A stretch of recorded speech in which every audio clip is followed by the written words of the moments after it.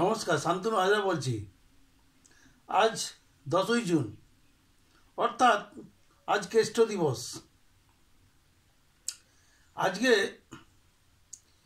কেষ্টমণ্ডল অর্থাৎ অনুব্রত মণ্ডলকে নিয়ে প্রচুর লেখালেখি, প্রচুর আন্দোলন, মিছিল, মিটিং হবে। এই কেষ্ট দিবসে আমরা মেতে উঠি নানান রকম কেষ্টর কীর্তির কথা জনসমক্ষে প্রচার, এবং এই সারা বছর ধরেই চলে। এইভাবে এই বিনোদন রাজনীতির একটা বড় অংশ জুড়ে রয়েছে কেষ্ট উৎসব বা অনুব্রত উৎসব। প্রত্যেক বছরই বীরভূম জেলায় ঘটা করে কেষ্ট উৎসব হয়। এছাড়া বাকি যে উৎসব আছে, বাঙালির এমনিতেই 12 মাসে 13 পার্বণ, বাকি যে উৎসবগুলো আছে, দুর্গাপুজো বা ওই দুর্গাপুজো সঙ্গে করা হয়, যে প্রতিমাগুলোকে নিয়ে একটা প্রসেশন বেরোয়, ওই ধরনের উৎসব হয়। আইপিএল হয়, গাজন দোল উৎসব তো আছে, ওগুলো পুরনো হয়ে গেছে। এখন নতুন করে বাঙালি বিনোদনের মাধ্যম হয়েছে আইপিএল ম্যাচ, আর ক্রিকেটের আইপিএল, অবশ্য ফুটবলটা উঠে গেছে। আর এই ধরনের বিভিন্ন নেতা তৈরি হয়েছে, মহামাটি মানুষ থেকে তাদের জন্ম হয়েছে।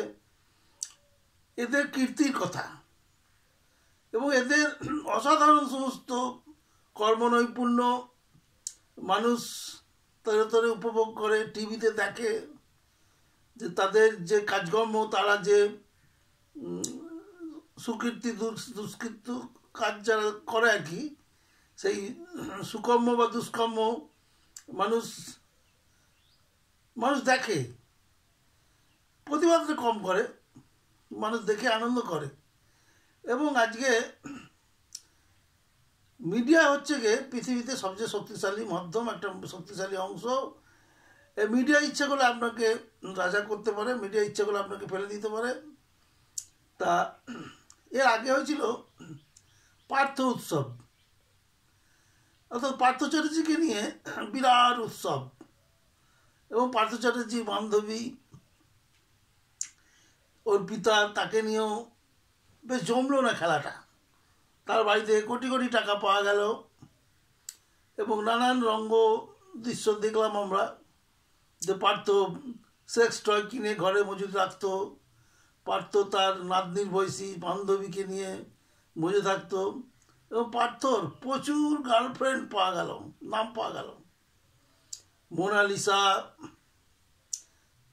অপা সিন্ডিকেট, যাকে নাম দিয়েছে অপা সিন্ডিকেট। এই যে কত মহিলা, উচ্চশিক্ষিত বিদেশি মহিলা, কারণ পার্থ ছিলেন শিক্ষা দপ্তরের মন্ত্রী এবং নিজেও একটু শিক্ষিত ছিলেন। এই শিক্ষার জন্য পার্থ সমস্ত উচ্চশিক্ষিত প্রিন্সিপাল, প্রফেসর বান্ধবী, সে বুনের মহারাজার মতো এক জাহাজ বান্ধবী নিয়ে পার্থ উৎসব দীর্ঘদিন ধরে চলল।